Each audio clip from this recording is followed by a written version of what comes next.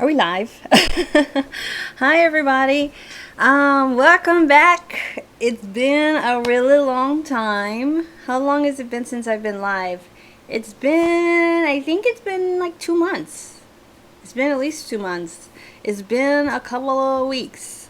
But I'm back. I was working a full-time gig for a while, for about 2 months, and that was definitely one of the barriers stopping me. But it's just been a busy time.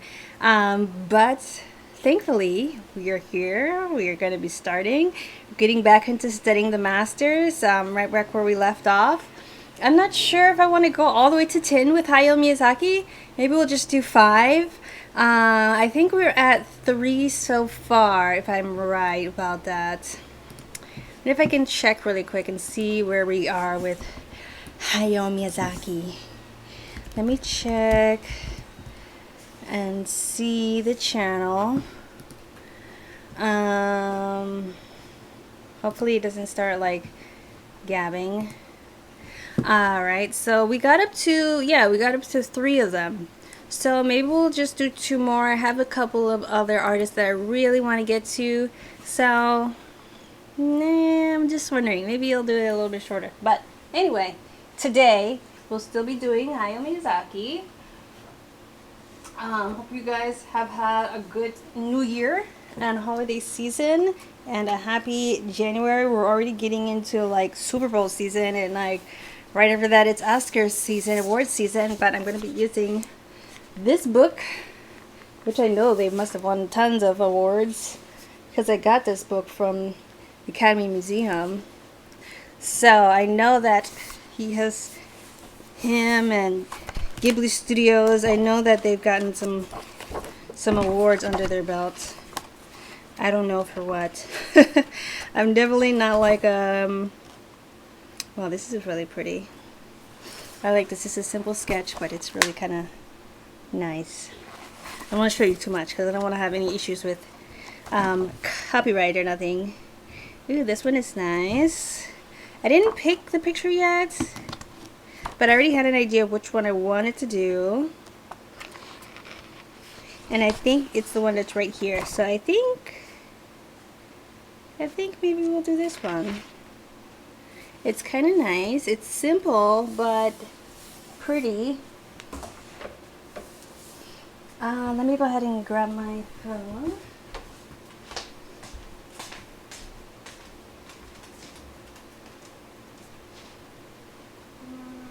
Hold on. I can find it.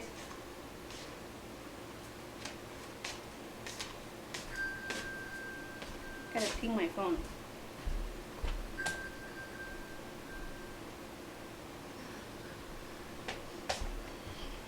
I swear I'm like useless sometimes, or at least I feel that way.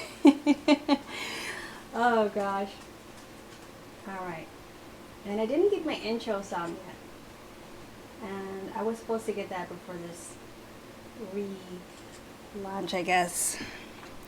But anyway, let me see which photo I like better.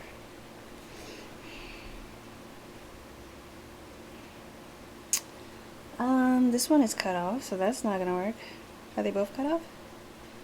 Let me see. No, it's not. Okay. I guess I'll just use this one. It's from Kiki's Delivery Service. So, I mean, everyone is familiar with that movie.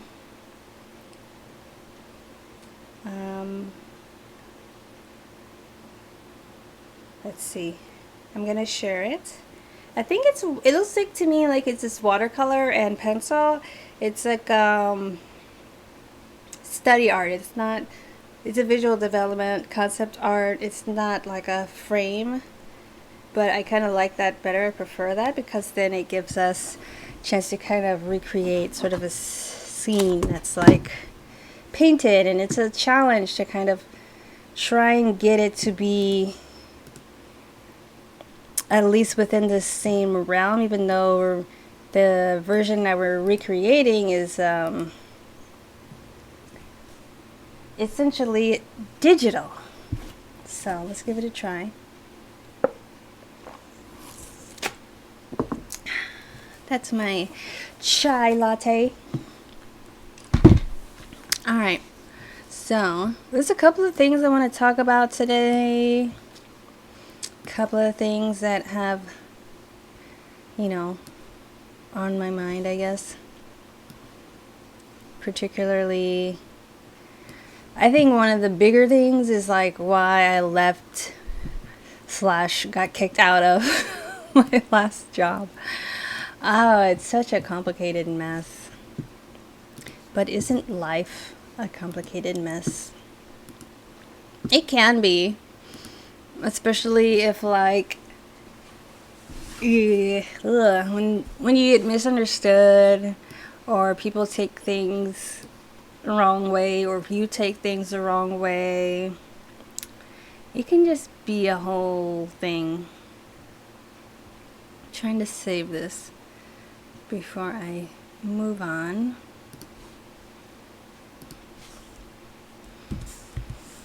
Alrighty. Alright, so what I'm gonna do is basically like a loose sketch first. I want to basically get the drawing down before I even think about how I'm gonna do the painting part. This one is also like on a, what's the word I'm looking for? It's the point of view is like, what's the word I'm thinking about? Hey, no. My dog is crying to go out, even though I know it's not even time for her to go outside yet. So hopefully she can behave. She's not supposed to go out until like 1:30, 2 o'clock. It's only 12. So hopefully she behaves throughout this process, but there are no guarantees here. But I'm just hoping that she kind of at least tries to behave herself. Feels like I'm already off, but I'm just going to keep going and I'm going to adjust it as I go. I really wanted to get back on here. I'm trying, man. It's trying to be consistent with everything that I'm doing, but it feels like I don't have enough time to do everything that I want to do, or I need to fix my schedule better, which is probably, I don't know. I think it's a little bit of both, honestly. Let's see. I'll change this shoe. Hey.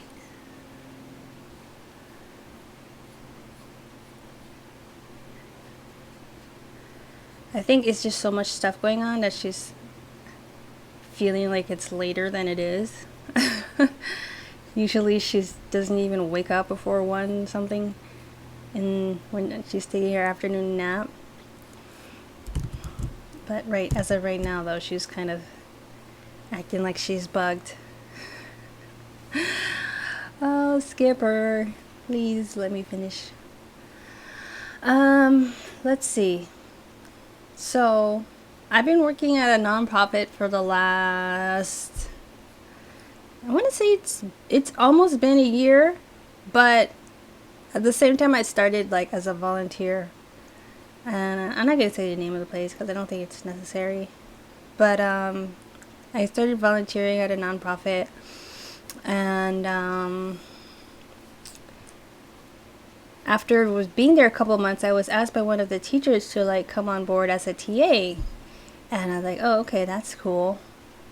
I'll do that for sure. It's for comics class. I'm like, yeah, that would be amazing. I'd love to do that.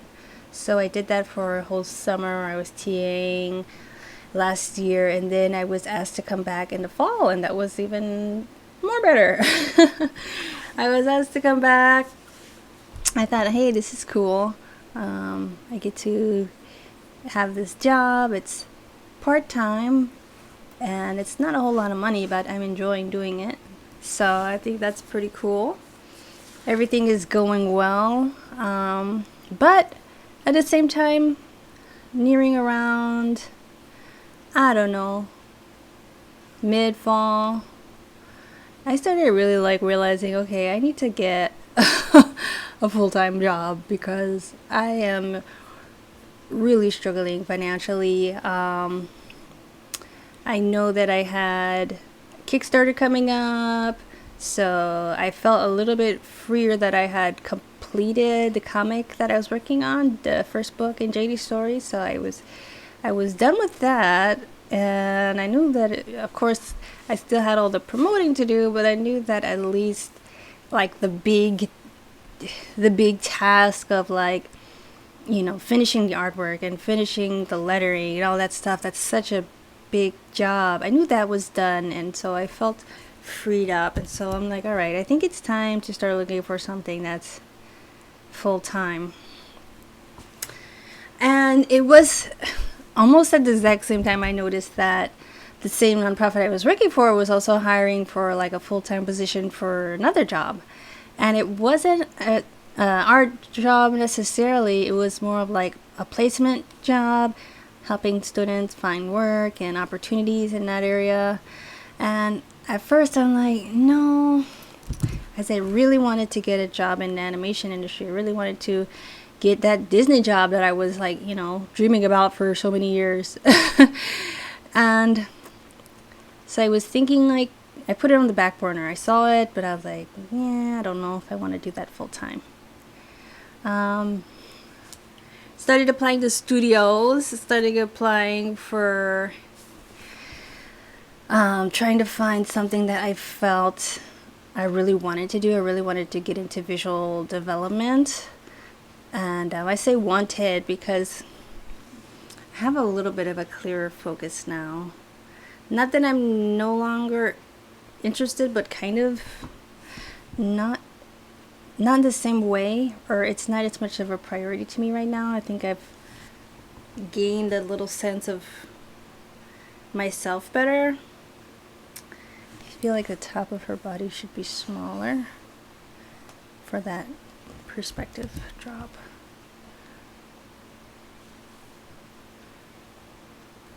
Let's see.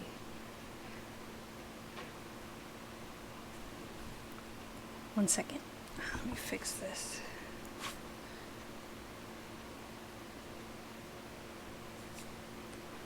Let's see. All right, let's see. I'm gonna keep going. That seems okay. All right, so anyway, looking for something full-time. I put it in the back burner. They're hiring, but I was a little wary, first of all, because I'm like, this could be great. I love like helping people. I love like working with students, but I was wondering is this going to be a conflict of interest? That would kind of concern me if it would be a conflict of interest, only because I was helping. The role was to like help people find like, you know, help people find placement in animation and film. And I'm like, well, I'm kind of looking for placement in animation and film myself. So I was kind of like, it made me double think it, and just like, I don't know if this is going to be like a role for me. I'm not sure. I just wasn't sure if it was right. And of course, as like, you know, time went on and finances didn't get any better, and as I decided, you know what, I'm just gonna apply. You know, nothing can hurt from just applying. They'll probably not hire me, but they probably will just because of the fact that they know me. But I thought, let's just try it. So that's what I did. I tried, I applied. I think they were surprised. I think they're like, oh, Alicia is actually applying for this role? Like, that she's like doing art stuff. That was one of the things they told me in the interview. Like, this is like, I don't know, this is an office job. It's not like, you know, you're going to be really indulging your creative juices a lot. And I like, yeah, it's alright. That's okay. I don't need to be like in front of everybody else. Like, I like kind of being behind the scenes, but at the time I didn't realize like the way I enjoy being behind the scenes is doing this. There's nobody around me. At the same time, I am front and the camera, but there's nobody around me. But that's the thing. There's nobody around me while I'm doing the work, per se. Digitally, you are around me, but there's nobody like really, you know, telling me, hey, go ahead and record that YouTube video. It's like all me making this decision and carrying it out, on my own. So I know, like, I'm a self-starter. I can, do things. I don't, have to necessarily be teaching. And I thought, yeah, maybe it could work. I think I was still wary the whole time. Like, I don't know. And I talked about this with my therapist too. Like, like, I don't know. I feel like I might get stuck in this position. I don't want to be in a position where, and if you're an artist and you take on a full-time job, then you probably know what I'm talking about. You see, your friends and stuff take on like, that full-time job at a Starbucks or a restaurant or at a Best Buy or whatever, and then all of a sudden they're not drawing anymore. They're not even trying to be in the industry anymore, or they post a photo once a year of a drawing and you can tell that they're not drawing. You can tell like that they've lost even some of their skill set, and that is scary to me, and that was scary to me. And it was one thing I just like, I just didn't want to give up drawing, and I was afraid that I would be giving up drawing, and so that really made me nervous, and I wasn't sure if it'd be right. So anyway, I got a call that I got a job, and I immediately like tried to shove all these feelings down this and just like, don't be scared, just take the thing and just see what happens. And then but I was still like hesitating, but at the same time telling myself to just take it. And this is the type of stuff that I would tell my therapist, like, oh, I don't know if it's good because I'm having these like hesitations. And he's like, if you don't like the job, you can just quit, right? And I'm like, I don't know, because I actually really like this organization. I like working for them. I have like a good relationship with some of the teachers already, well, particularly with one teacher, and I don't want to like ruin that if I just quit. I was afraid of that, like really afraid of that. I'm gonna make this whole thing a little bit smaller just for the composition, but not too much smaller. Maybe I'll make it a little bigger than this.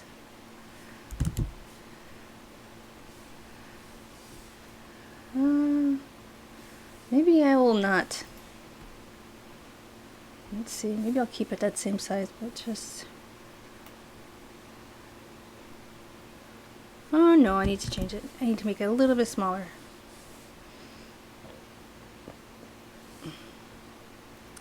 Just further this way. Alright, I think that's good. Alright, so anyway, and my therapist is telling me that, you can just quit if you don't like it. And I'm like, I don't know. I don't want to like ruin my relationship with these people, and I really like this organization. I feel like it's easy to quit when I don't care if I ever see the people again. Like I have like basically what I have done my whole life with like jobs that I knew were totally unrelated to art. And even though this one is related to art, the role was not related to me making any art, and that was the big difference. So anytime where I'm doing something and I know like I'm not really doing my thing, I felt like, well, if I don't see these people again, or not really the people, but if I never come back to this organization again, because I definitely had a job where I left where I still really liked the people. I still really like my coworkers, and sometimes I still really even like my boss. That was the case with the job that I had like over the pandemic. I had a really great boss and really nice people that I worked with, and I don't really see them anymore because I don't live in the area, but I don't feel like I can't go back. I don't feel like I can't like call if I wanted to or anything like that. I don't feel like there's a disconnect like there is in this relationship now.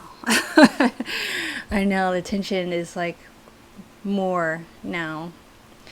But anyway, what ended up happening was, okay, they offered me the position. I was a little bit hesitant, but I really shoved it down because I was excited that, all right, I got the job. This is good news, right? This is like a good thing. I'm telling myself, and I'll actually be earning good money that I never earned before, like more money than I've ever earned before, as being like usually a temporary worker, so a temp or a part-time or contracted. I never really had like full-time status at another company, and so this was something that was different for me, which I felt like I was ready for, but I didn't see and I didn't know what I didn't know yet. I didn't know what I had to think about, what I had to consider. I didn't know how much my comic series really meant to me at the time. And it might sound a little bit like, oh, you said you were done with the first book and you're good. Yeah, but I still wanted time to work on the second one. And after that, it will be the third one and the fourth one, all the way up till the ninth one, which will be the last one in this series. But I didn't realize how important it was for me to finish the whole thing. I thought in my mind, oh, I'm done with this one, so I should be good. But I didn't feel the pain and the longing of wanting to complete the whole series until I didn't have time to do it at all. And that was what really hurt. It's like, I don't have any time to work on this.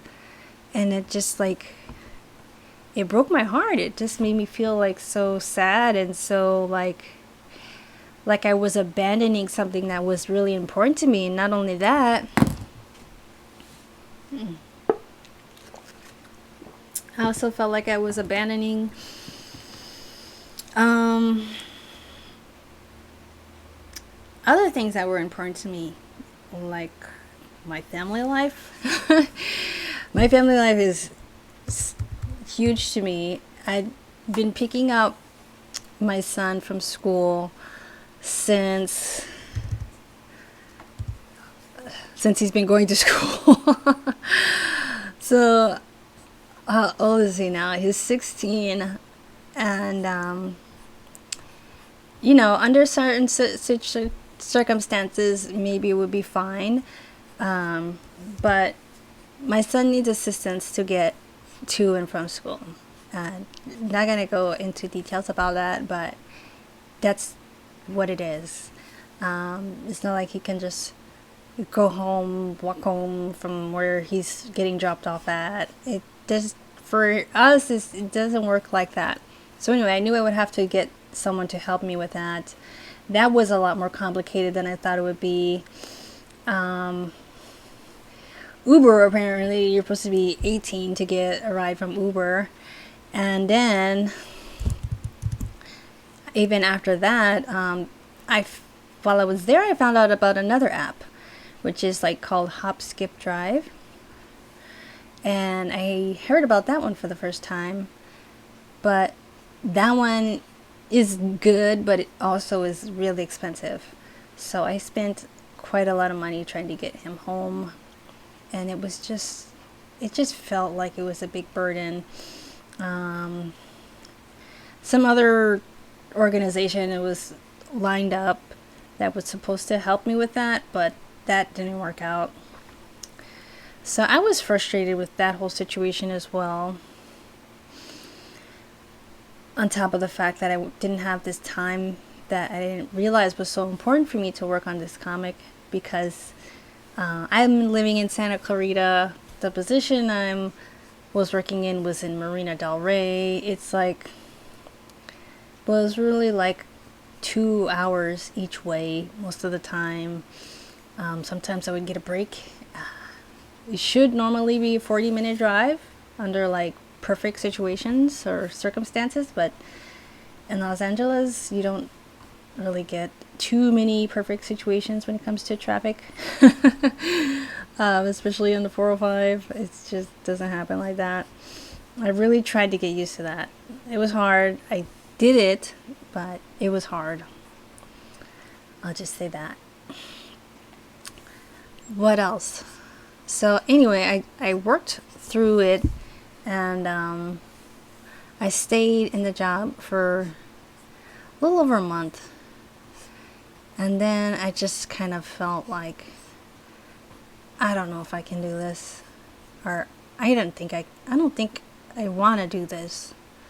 It felt too heavy for me. Felt like it was too far. I was already feeling so much drained from just sitting behind a computer and doing office work all day and emailing all day and not doing anything creative. I was getting a little bit paranoid and would wake up super early just so I could make sure that I got my figure drawing in again, because I didn't want to lose. I was afraid to be like one of my friends that I'd seen that post one drawing a year, and it's like, oh God, what happened? I didn't want to.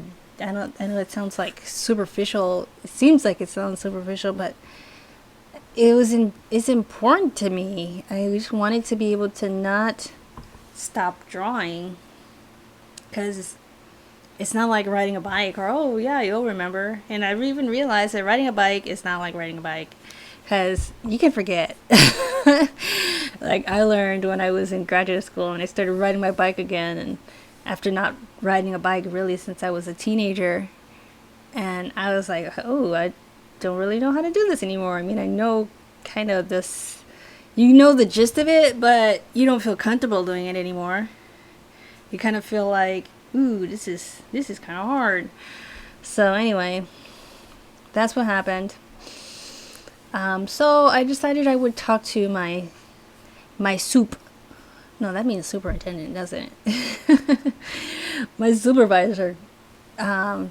Me and her had developed a pretty good relationship, I thought. Yeah, we developed a pretty good relationship. It wasn't like, it's kind of hard trying to describe things to people who don't have kids, but I don't know. I still kind of felt like she really was doing her best to understand how I was feeling. So anyway, I waited a little longer before I really wanted to talk about it. Probably longer than I should have, because I knew that it wasn't going to work out long term. I think I should have probably said something sooner, but I mean, it was only 2 months in before I really was like, okay, can't do this. So when it was like 2 months in, I was like, all right, I'm going to do this. I'm going to do this in person. I'm going to just have a sit down and we're going to talk about this,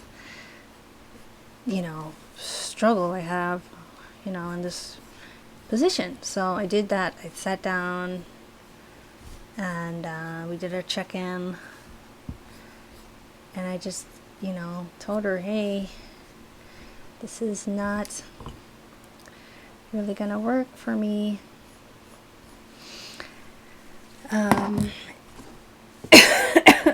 Excuse me. I don't have COVID. I've been vaccinated too many times. Oh gosh, I do not want any more vaccinations. I've had enough. But anyway, I talked to her, told her what was going on, how I felt like I wasn't in the right role. And I felt good, because I felt like, all right, this is what I should be doing. I should be practicing integrity in everything that I'm doing, which for me is really important to practice integrity. And I wanted to be honest, and there were some other things I felt uncomfortable about, like the hours were really shifty. Like I was always told, oh, don't worry about the hours, like you leave early some days, or whatever and just put the regular 9 to 5 or whatever my schedule was. And I did that, but I shouldn't have done that. That was wrong. I should have said that it made me uncomfortable because it did.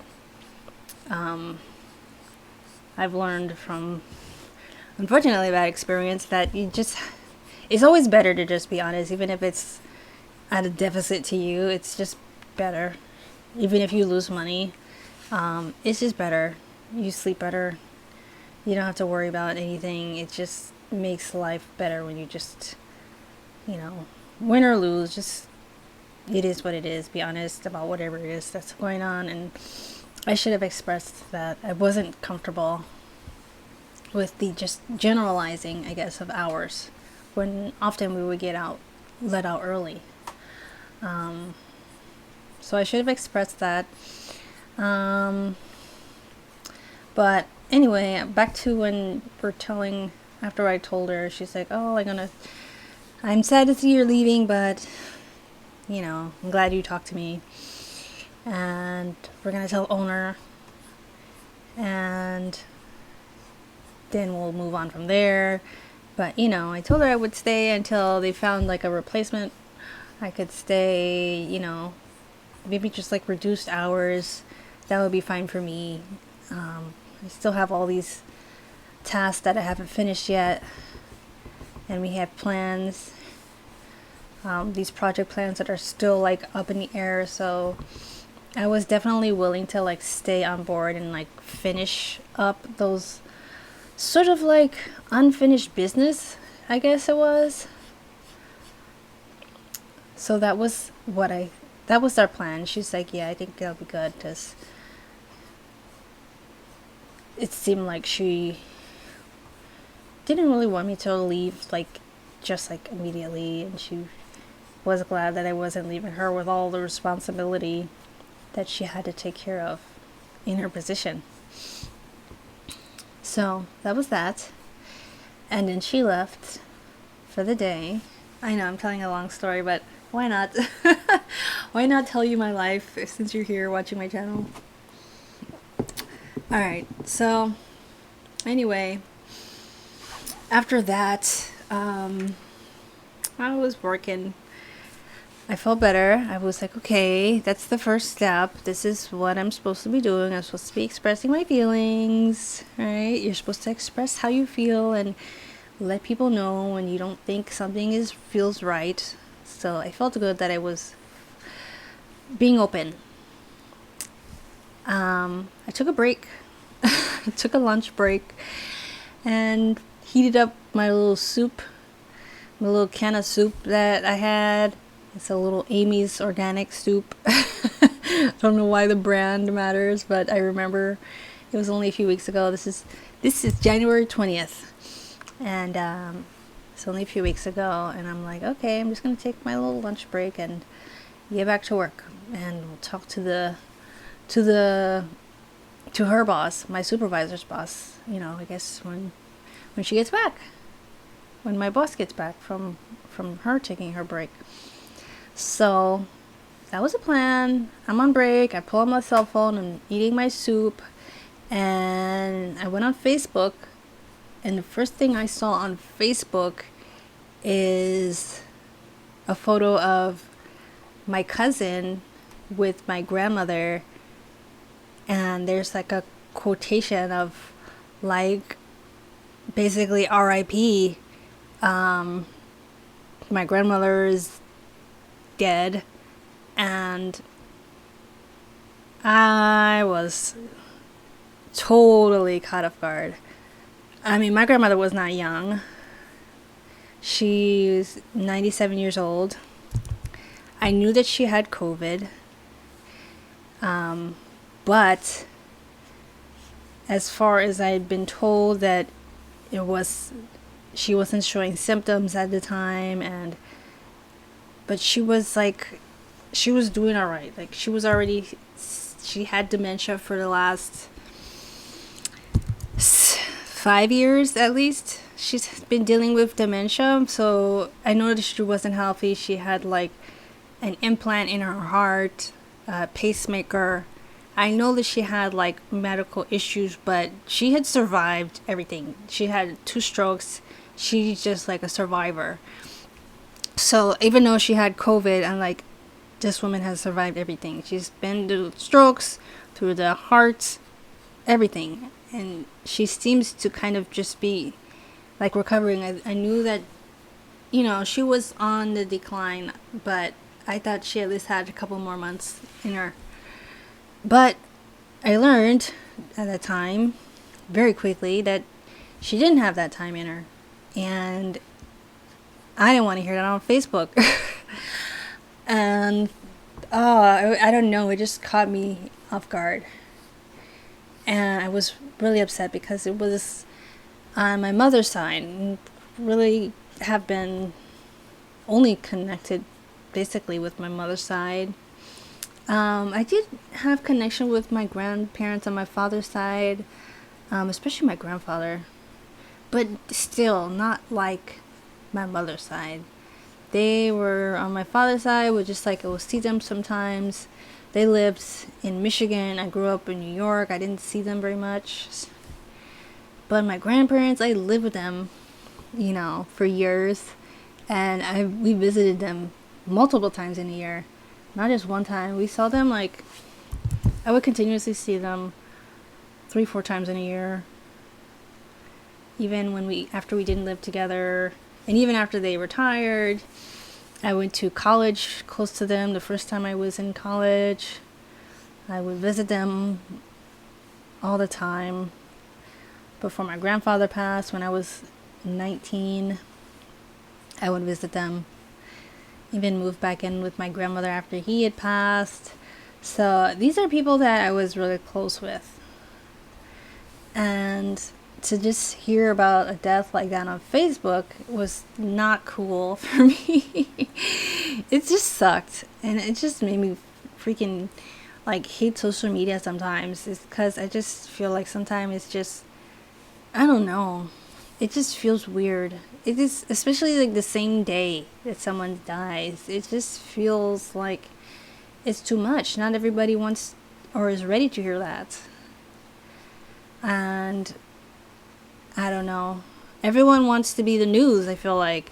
Sometimes people are like rushing to like see who can say what first, who knows who died first. And I don't know, it just bothers me how it doesn't feel like it's about the person anymore. It feels like it's more about I have news to share or something like that. And I don't think that my cousin did it in any negative intent, but I don't think so, but I just think like culturally that's kind of where we're at.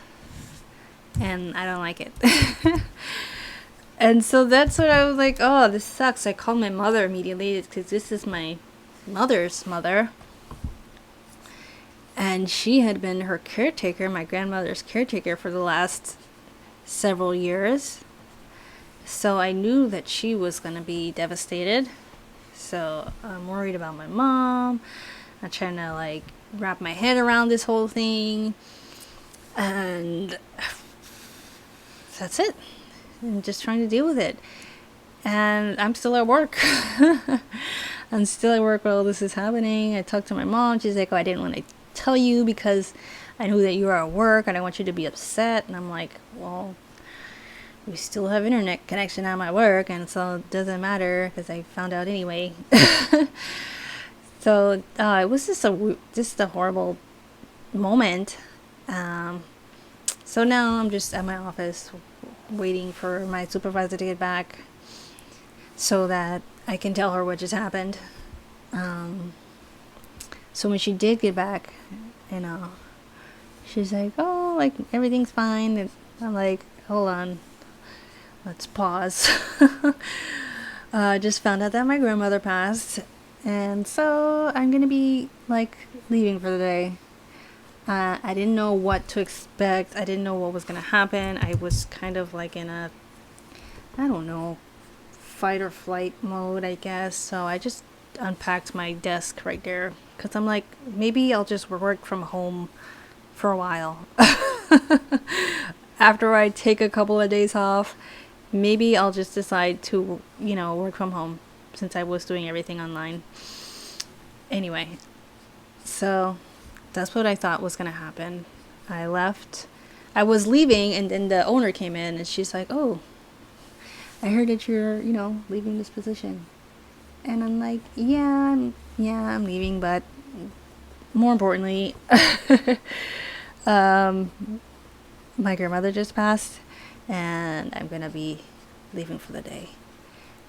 And she's just like, "Oh, what happened? Like, is she sick?"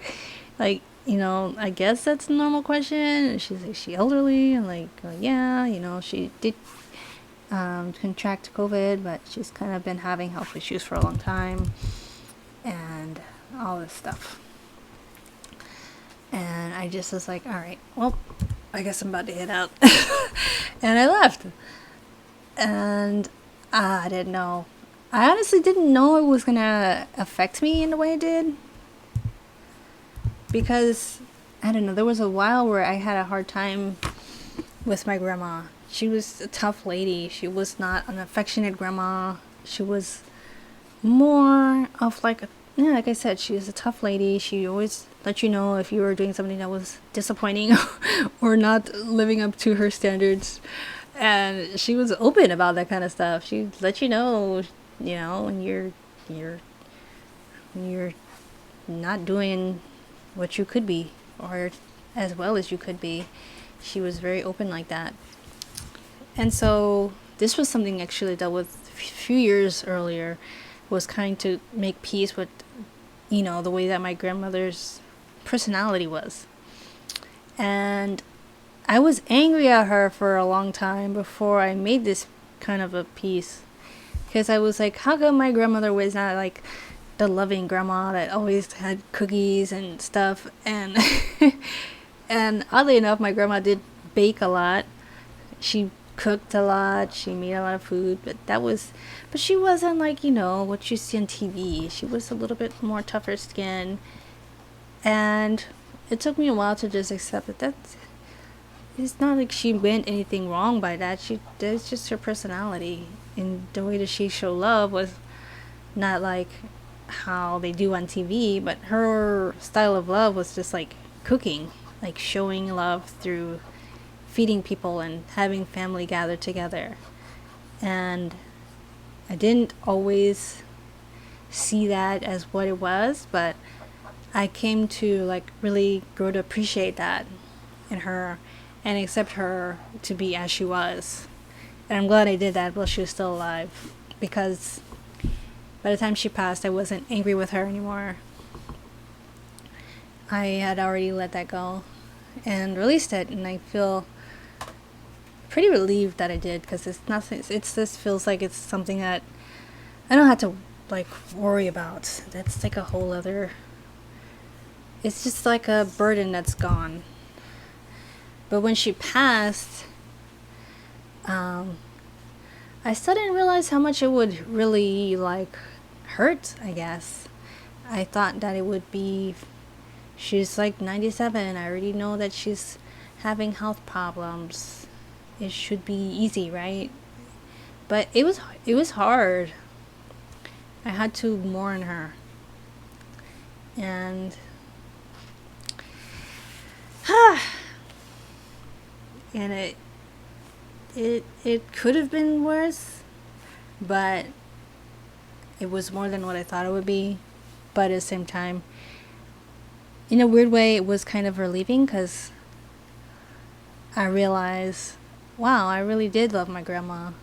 And I mean, it seems like general, but it's different when you question your relationship with somebody and then you're not really sure if you love them or not, or how much they mean to you. But then something happens, and I'm glad that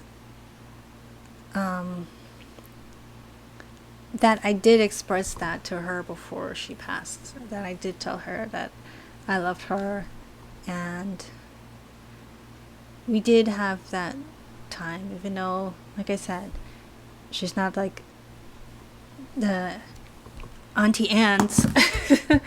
But I was appreciative that I was able to at least feel that with her.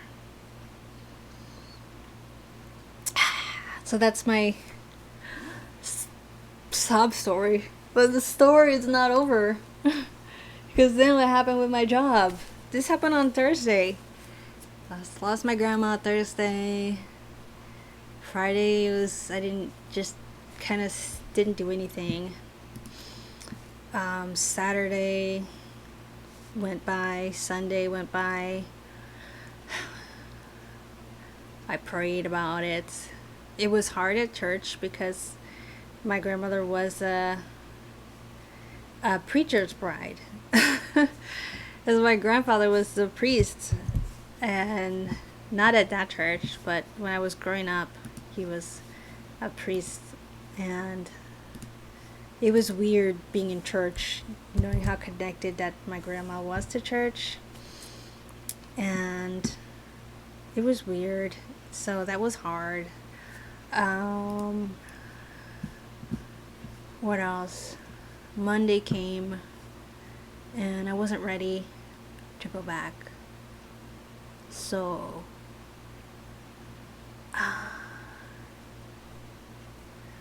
did I miss Tuesday also? Yeah, I wasn't ready to go back Monday. Tuesday came, I got ready for work, I was ready, I was driving on my way there, and then my body was just like, no. Not right now. I was just still grieving. It was only a couple days. I thought, it's my grandma. God forbid, it's not my mom. I should be okay. But my body was just like, not today. So I listened and I turned around. Drove for 20 minutes, and then I was just like, no, I'm going back home. So I told my supervisor, sorry, I need one more day. And that's what I did. I took one more day. Wednesday, I came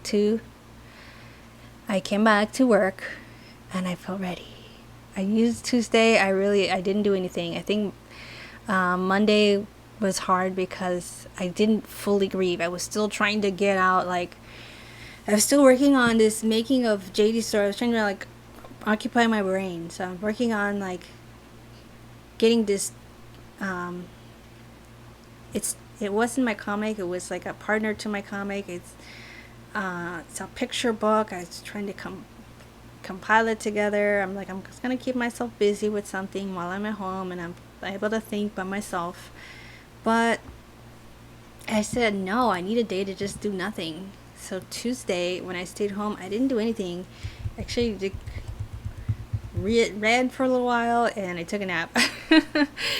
And then I was grateful because my husband actually came home early that day. So I was really grateful for him for doing that. And we just took a hike with the dog. And it was nice. It was nice to just kind of relax and just not worry about anything. I'm using the brush. What is it called? Charcoal Big. We'll see how this works. Starting from the back first.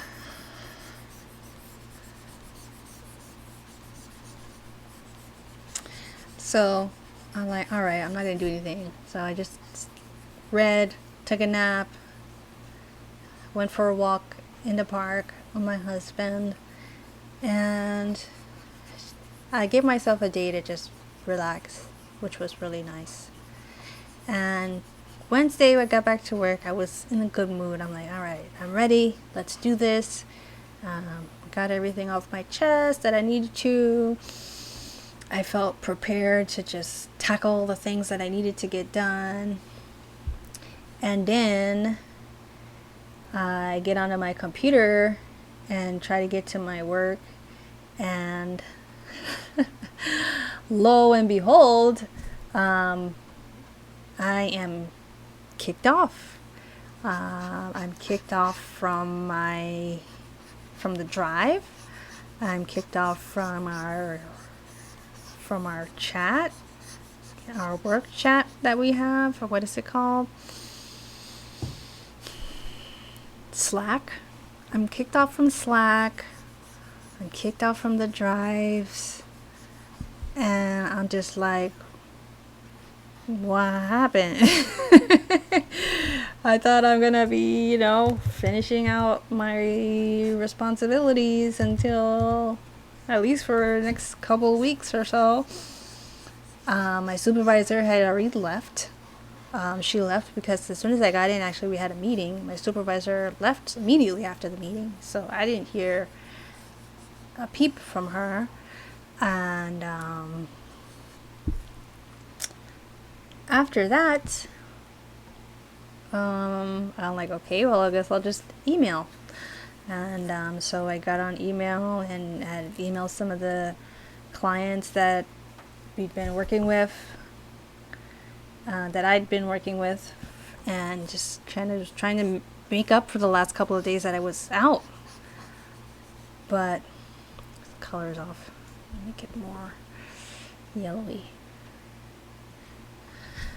So anyway, I'm like, all right, well, I guess I can just email, and that's what I can do, and that's what I can do. So I got an email, but as soon as I even sent the email, like, supervisor came downstairs.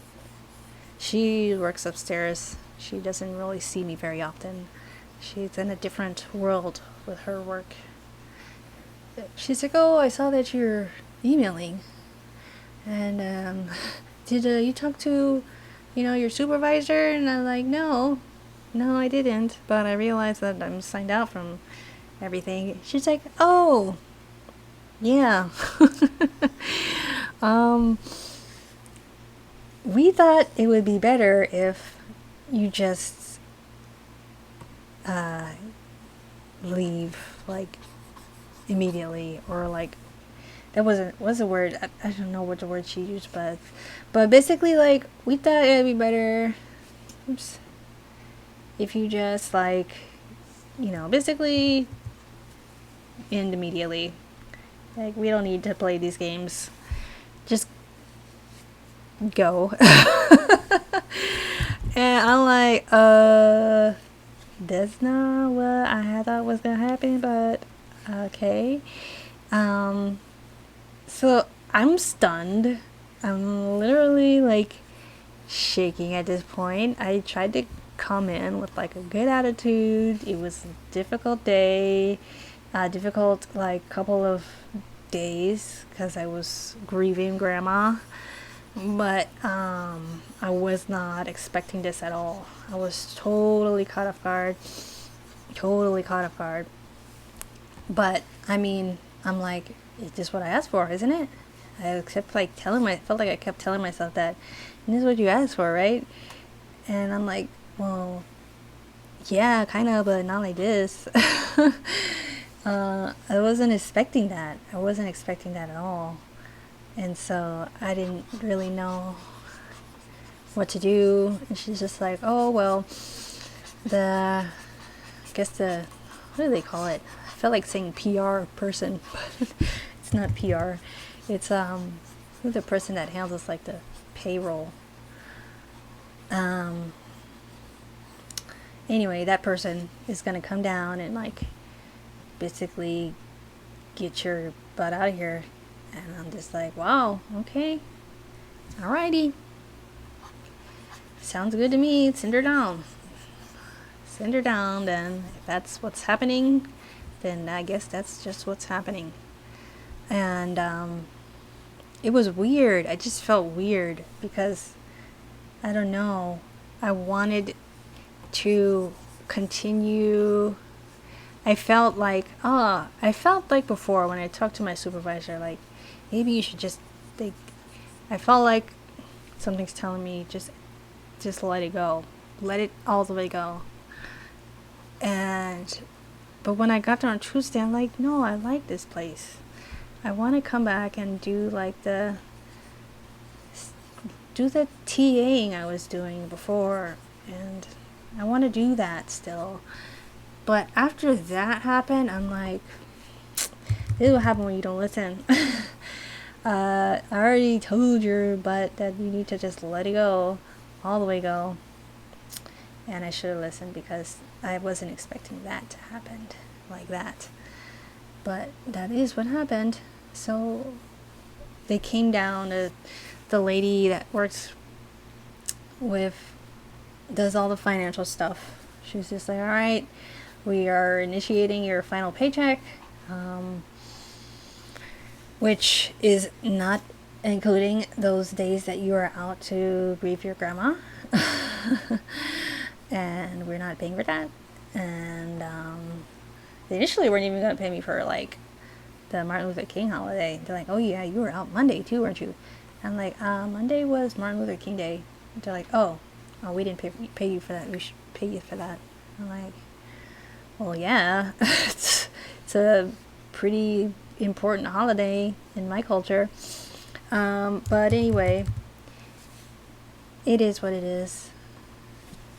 Why do I even say all of this stuff? Because I think it's important to share this stuff. When I was leaving, I was asked to basically sign a waiver that just said I'm not going to, basically I'm leaving by choice, and that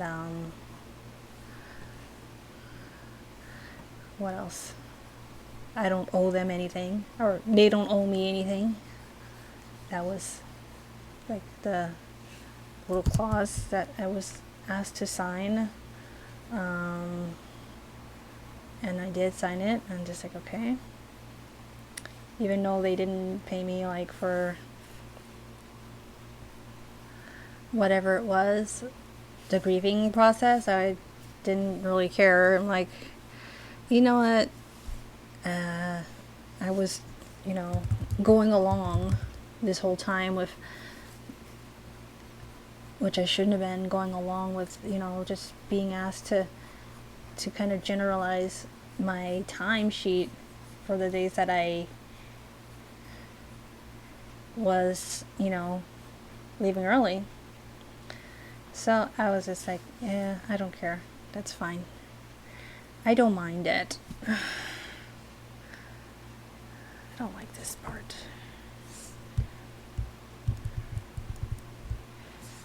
I'm gonna delete that.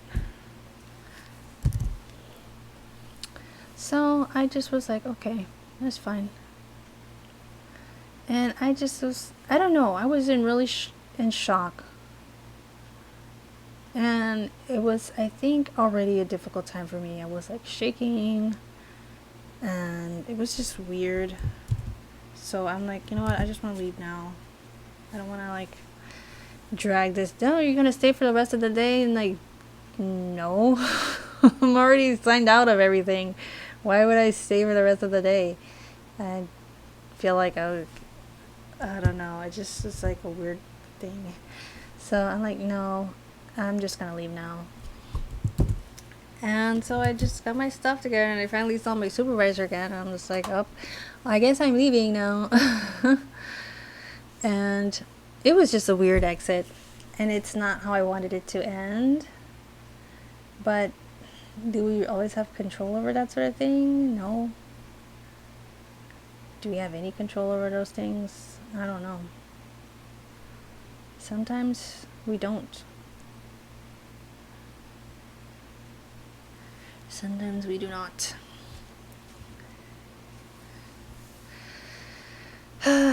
So what can you do? I don't know if there's anything you can do other than just deal with it. Deal with it, I guess. I don't know. It's a weird thing, though. It was a weird thing. But, I mean, I feel better now that I've processed it. But it's a weird thing, for sure. I'm going to group these together.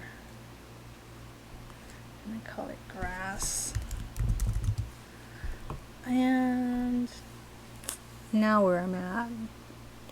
It took me a while to kind of say, alright, well, now I'm going to start working on my own projects again, because it didn't feel right at first. It felt weird and awkward. It just didn't sit well with me.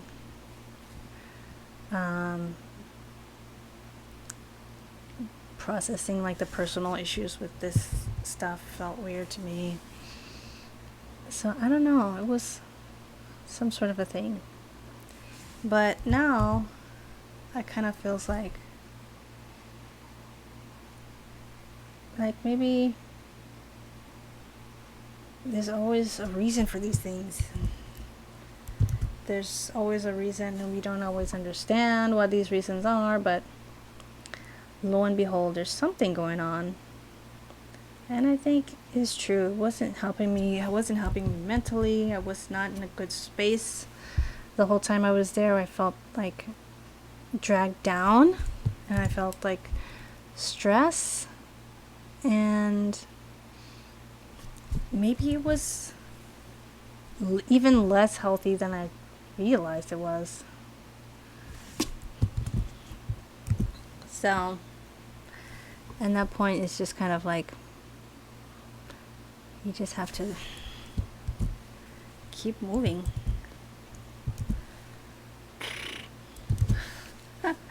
This feels like such a heavy thing, but it's not. It's not that it's so heavy. It's just that this is life. This just is. And there's nothing that anybody can really do about that. It's just what it is. I'm gonna color the sky back here.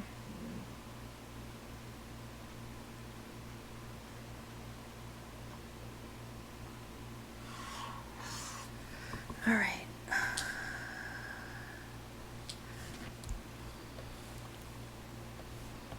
Now what?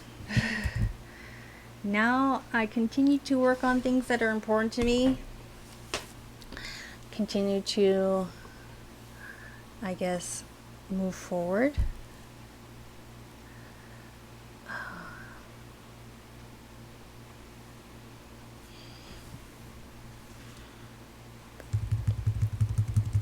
Hopefully I can find a pencil that I like to add some texture.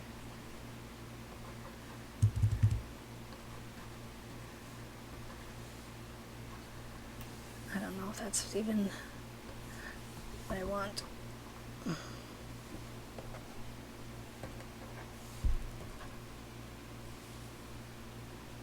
I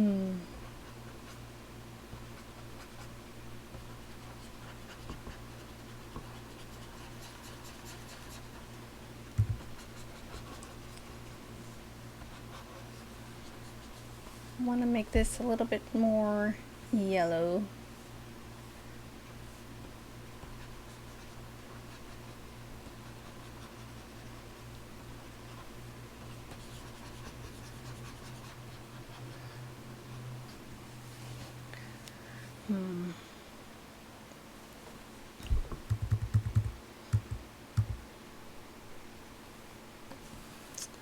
And it's gonna make this a little darker.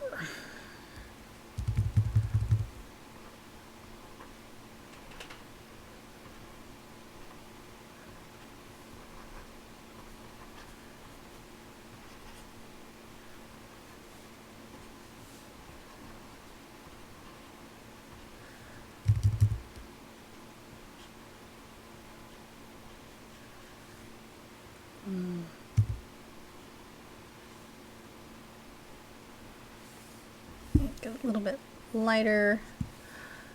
I'm trying to find like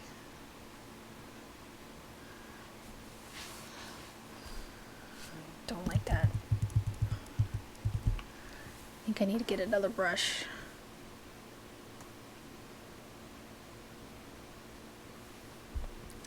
It's weird after you haven't like painted a certain way in a while and you have to like find it again. Need to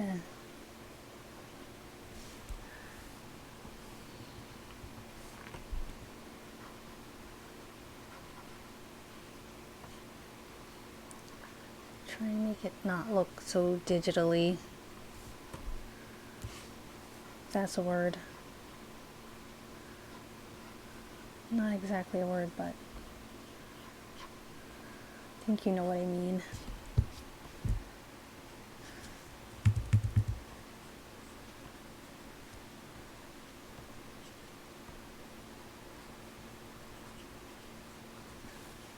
Let's see.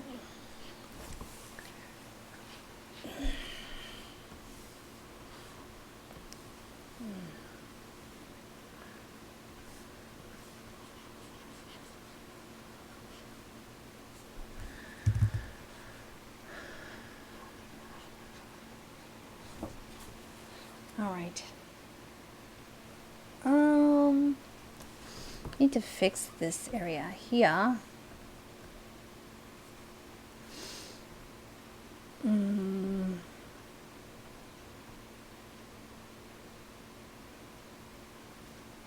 I think I'm gonna make like a clipping mess.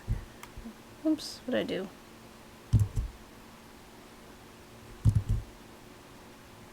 What did I do? Alright. Alright. I'm gonna make a clipping mask for the grass to try and give it some better texture. I wanna make it like a bluish green.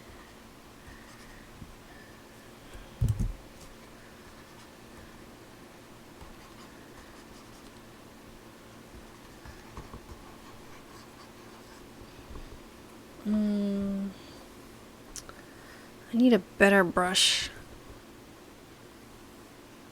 So I think I explained everything I wanted to say. Like I said, it's a weird thing sometimes dealing with different things that happen to us or happen because of us, things that we bring on or things that just don't go as we expect them to. I definitely know that I did bring this on because I'm the one who said that, this isn't right for me. I just wasn't expecting the consequences of that, me expressing that to be what they were. So, it's a weird thing, but I've learned some things from this. The biggest thing I think I've learned is that to listen to myself better, not be so quick to take a job, even if you're struggling financially. Sometimes it's just not worth it. It's not worth it mentally just as much as it's not worth it financially. Sometimes it makes things worse than they were previously, but at the same time, it's taking that job. I really think helped me to realize what was really important for me at this time. Which for me, the more important task is for me to finish telling my stories. That's not really paying the bills, but it's what's really important to me that I didn't even realize how important it was. It really hurt me that I couldn't work on it. I thought I would have time somewhere to work on it, and just realizing that I didn't, because the extra time I was, my family, I need to spend time with my family, and then that just didn't leave anything left over. Ooh, that looks terrible.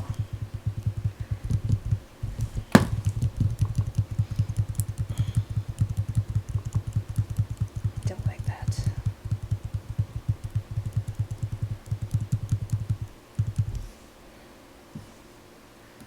Edit. I can't undo it anymore.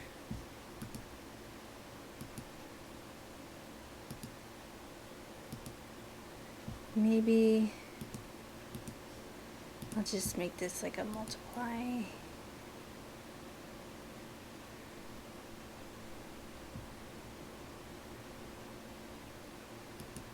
Let's see.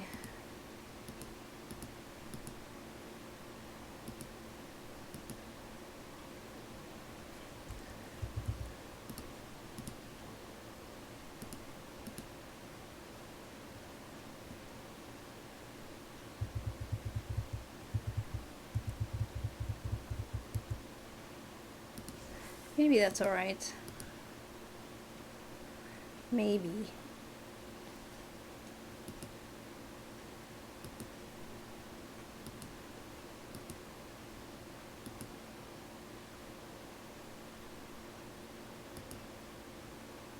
You know what, I'm just going to delete this area of the shadow because I don't think it's helping.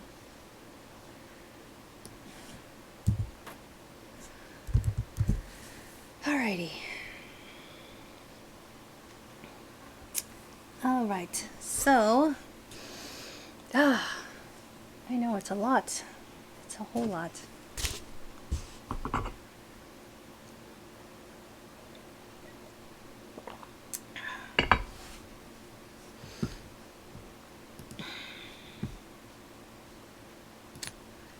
I think I'm gonna go right underneath that. This is sky. This is grass. Shadow. This is the grass. I'm gonna save and I'm gonna start to do the character color.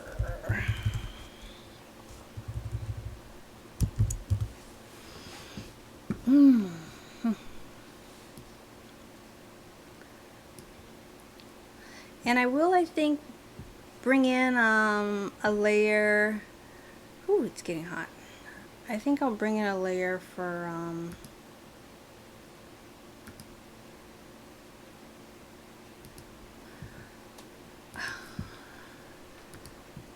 the texture. I think I'll put in a watercolor texture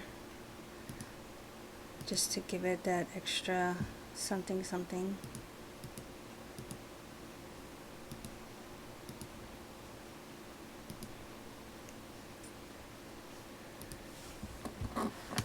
Let's see.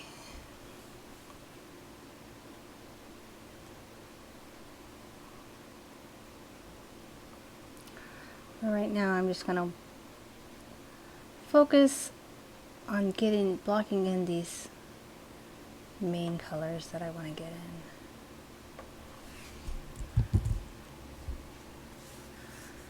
And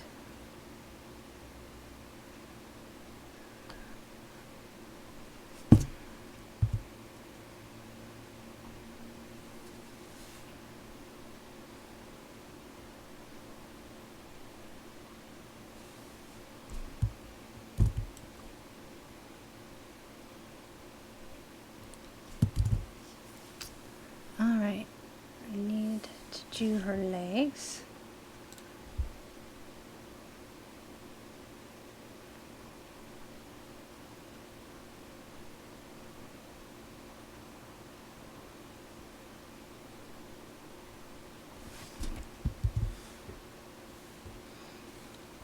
I like her little clogs that she has on.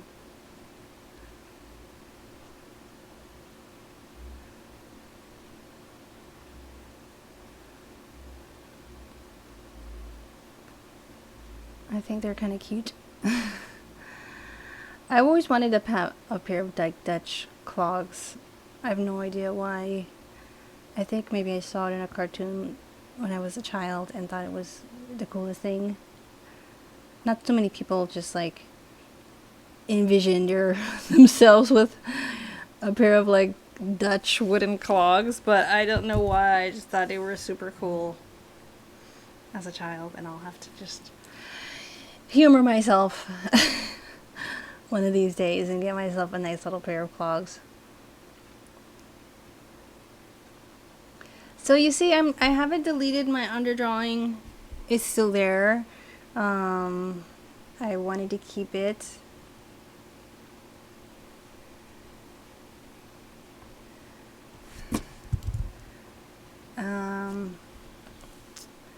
What else?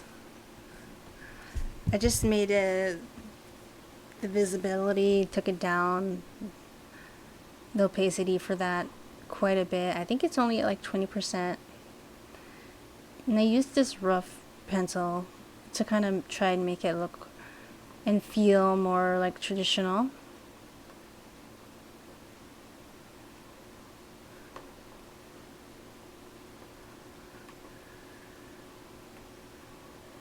And what else?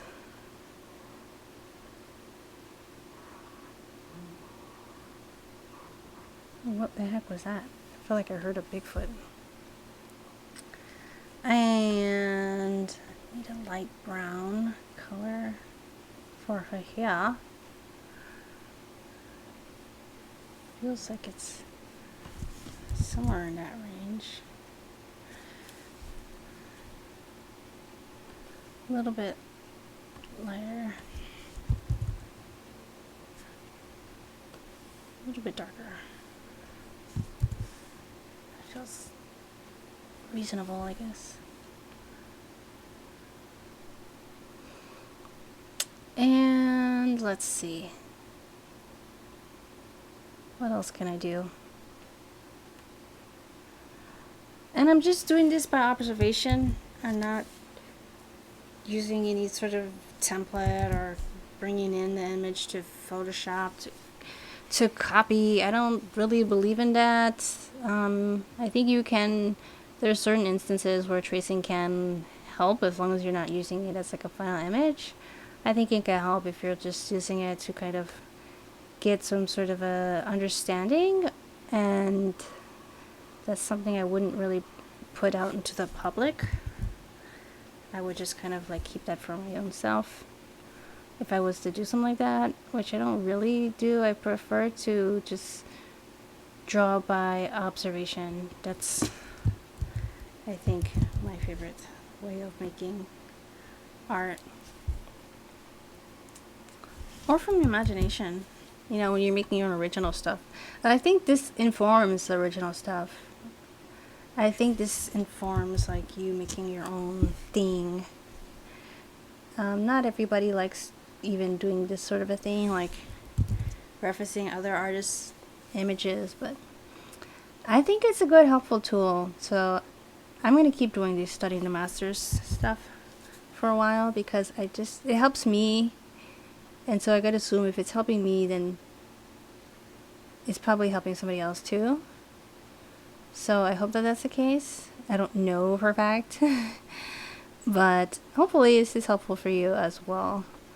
But definitely doing it yourself, not just watching what I'm doing, but actually doing it yourself. You can find so many images on Pinterest and Google, but my favorite is like using art books, like the one I just showed in the beginning of this video. I think that using art books is my favorite way personally to get references. It just is a little bit more inspiring, I think.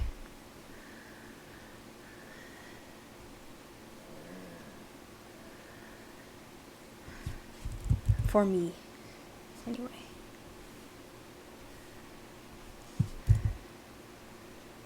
That's nice. I like that shade of purple, violet, whichever you prefer. I like that shade. I think I like it even better because it's on the grass. Green and purple are my favorite colors together. My favorite pair. I honestly think it's because I was brainwashed as a child, like watching Little Mermaid. Her green fin with the purple shells. I just love the combination of green and purple. Even my main character for my graphic novel series, JD's Story. My character JD, her color combination is purple and green. I just like it so much. I think it's cool for some reason.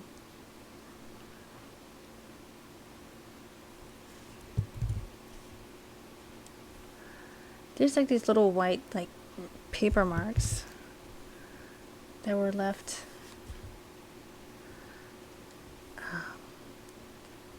So I think I'll include those because I like it because it does mimic the watercolor vibe, you know. And I'm thinking like I do that too. I noticed that when I had my comic, there's a bunch of parts, well, not a whole bunch, but there's a couple of spaces, even in final watercolor, where there's a couple of little spots of white. It doesn't bother me though, because I'm such a geek about watercolor that I think it's kind of cool that that's there. I mean, in like a traditional painting, if you're doing like oil or acrylic, it's like a big no to like leave any white spot remaining. But I think in watercolor, it's past. I think it works in watercolor. I think you have a pass, watercolor pass. That's what I think, anyway.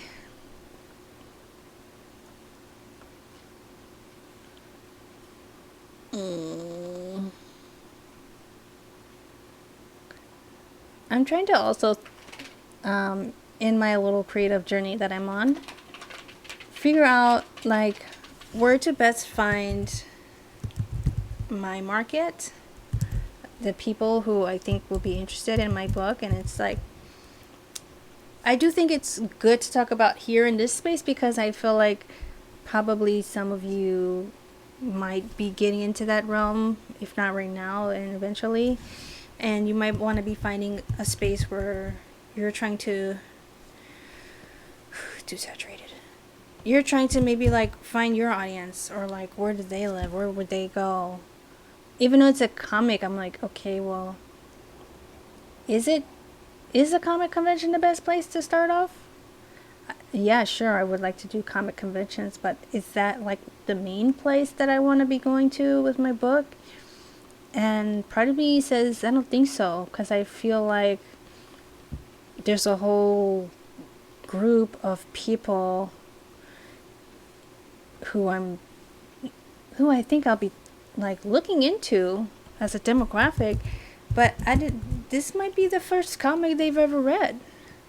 And I wonder if anyone else feels that way. Like maybe you're trying to reach a certain group of people with your stories, whether it's animation, comics, whatever, children's books, and maybe they're new to the realm. And I feel like probably there's a good number of people that I'm looking into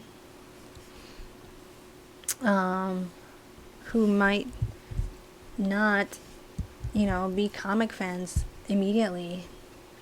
Because I wasn't necessarily a comic fan for years.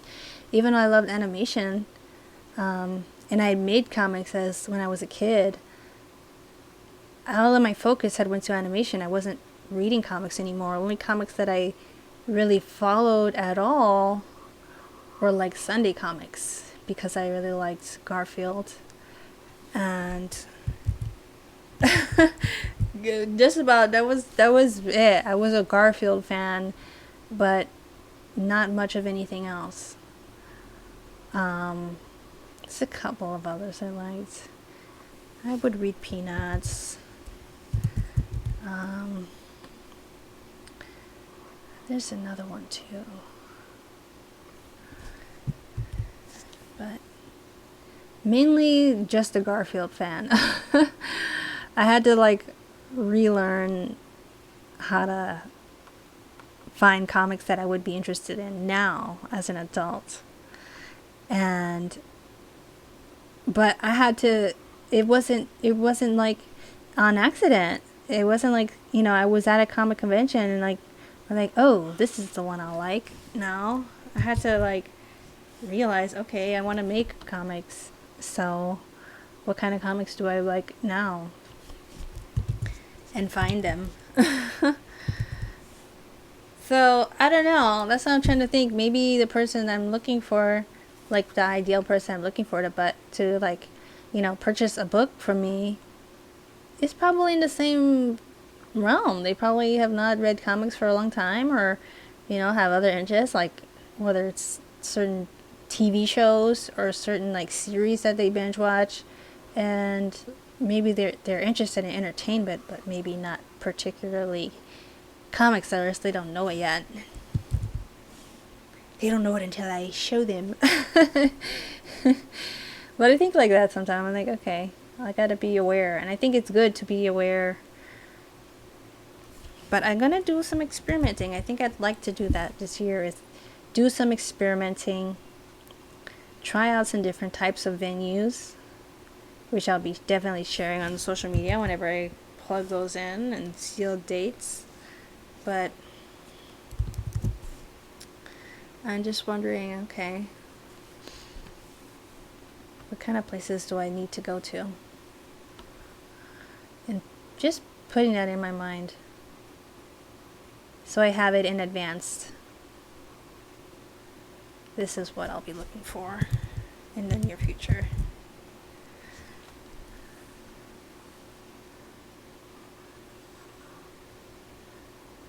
I can tell he did like a blue pass and then he went over with brown. So I'll just put the blue pass in on these shoes. And on the bottom here.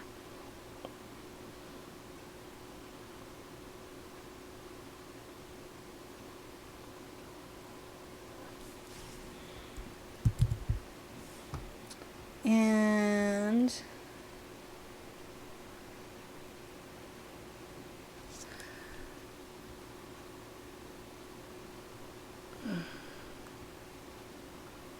let's see.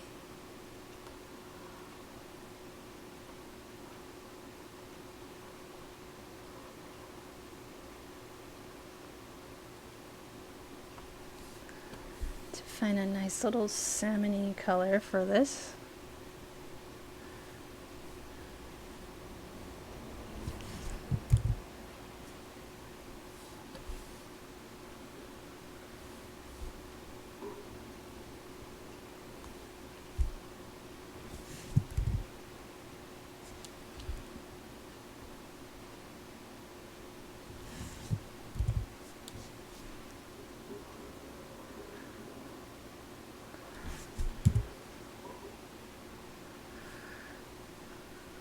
A little bit of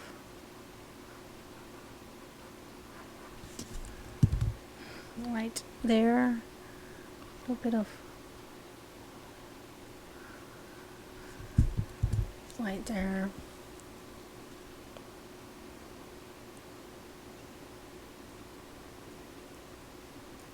This one was actually fun and faster than all of the other ones that I've done. I think I've been mostly, or a lot of the ones I was doing lately have been like background art. This is the first one in a while that's like really character based. So I kind of like the change. I think a little bit lighter.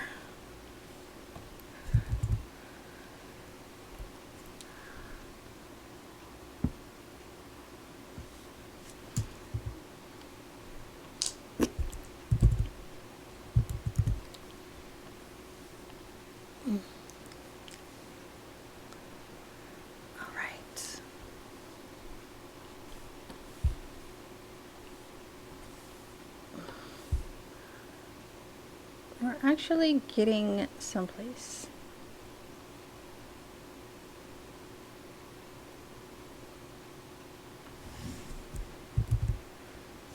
Not entirely sure where that place is, but we're getting somewhere.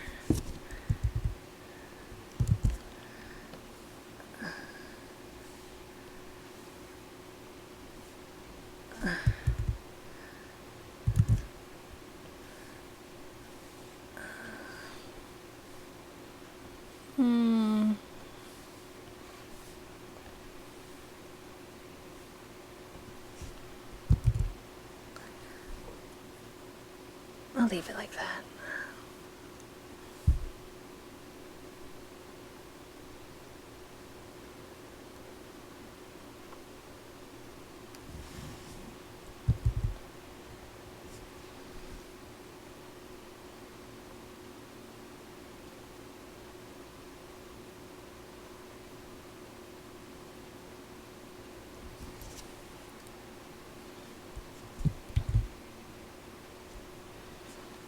I want to like use my brush a little bit.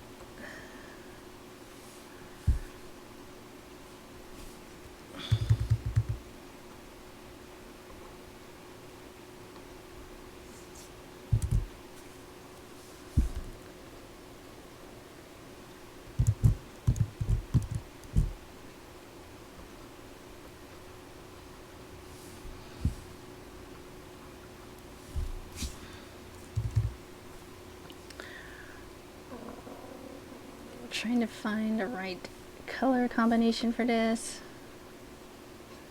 It's like a weird thing. Sometimes watercolor just feels, I don't know. So you just gotta play with it.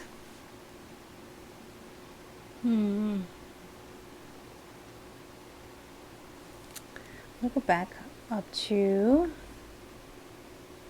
my clean line up here. And I'm gonna grab my, if I can ever find it again.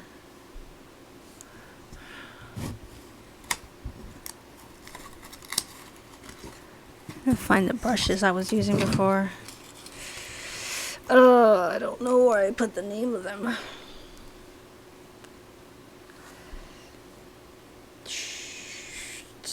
That's not the right one.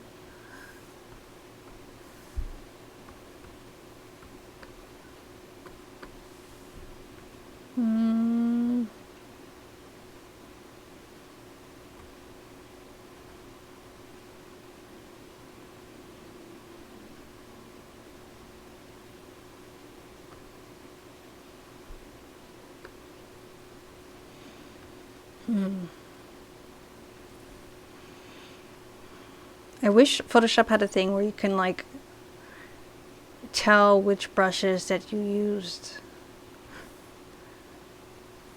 like before, like way before.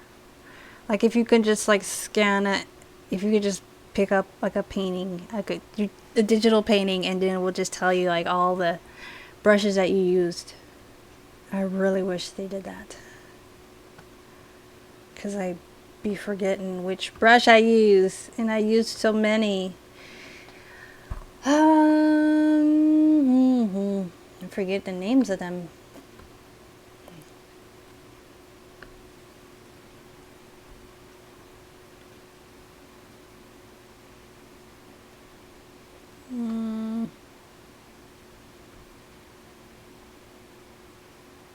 Had a number on it, didn't it?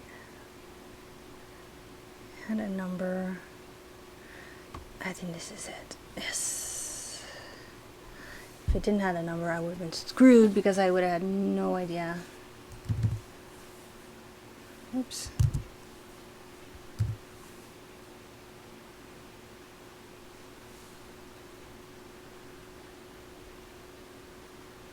Just trying to get a feel, because it does have like these sketchy lines.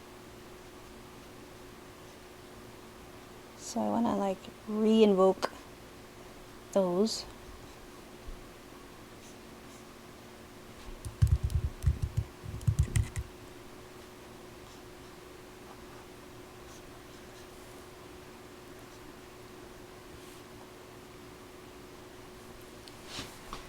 Feels a little bit better, actually.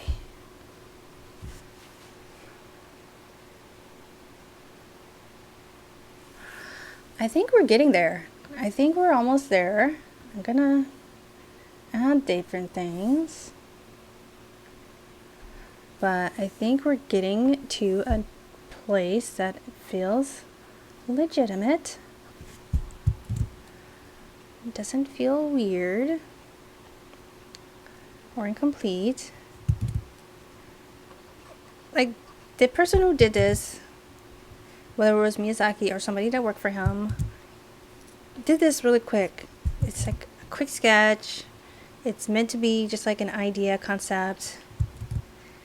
And so I don't want to like overwork it, but I don't want to like, when you're doing a study, it always takes longer than however long the person took to make it in the first place. Just the nature of it. Just gonna make it a little bit transparent, so it has a little bit more of that watercolor feel. Make it even more red. Some of these. Oh, dang it, I had it. There, let it go.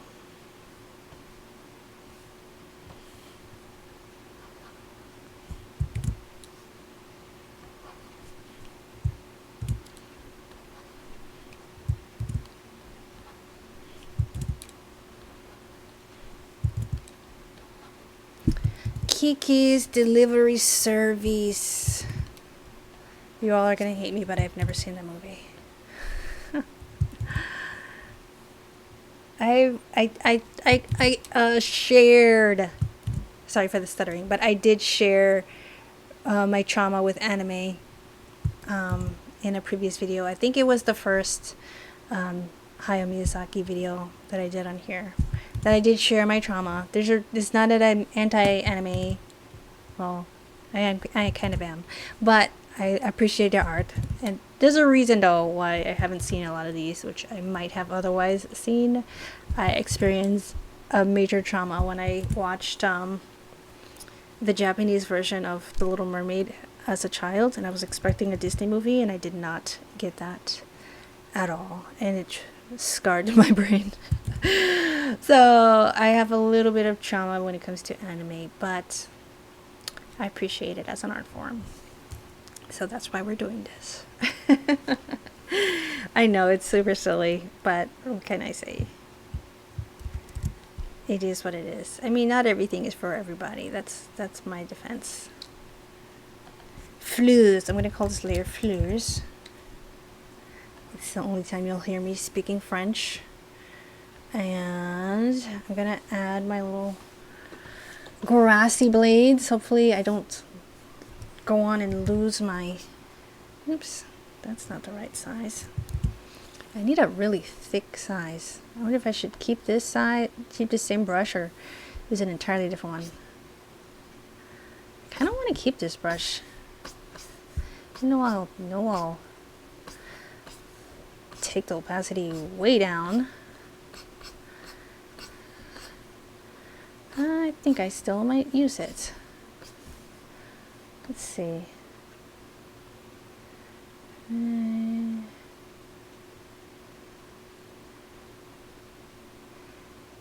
Darken.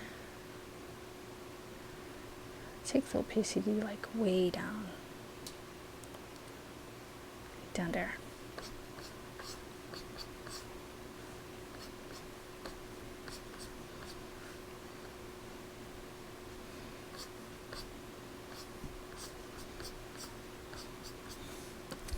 And use a darker color too. A little bit of depth, hopefully.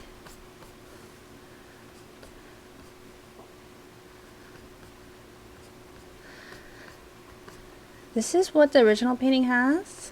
It's done in a different way, but it's the same concept. So I wanted to kind of recreate that a little bit.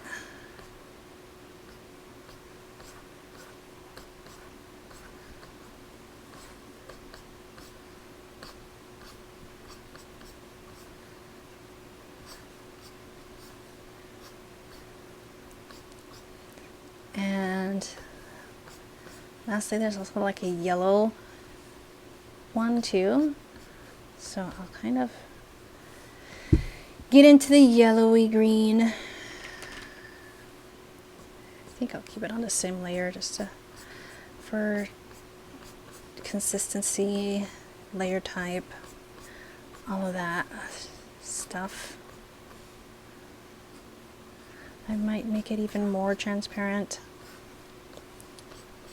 so it's not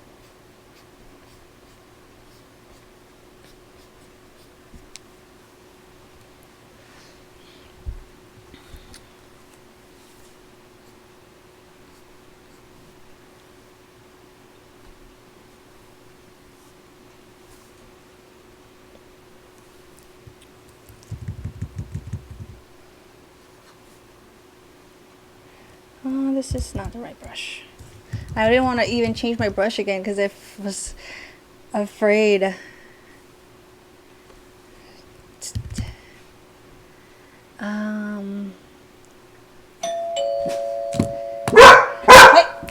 Hey.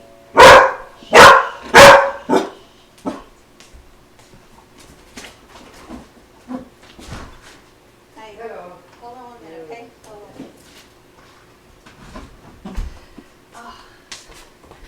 That is the maintenance, people, so I do have to go, but I will upload this picture as soon as we're done. Thank you guys so much for joining me. We're studying the masters, and sorry to get interrupted, but I'll see you guys next time, okay? Be grateful, live balanced, be yourself, and keep making art. See ya.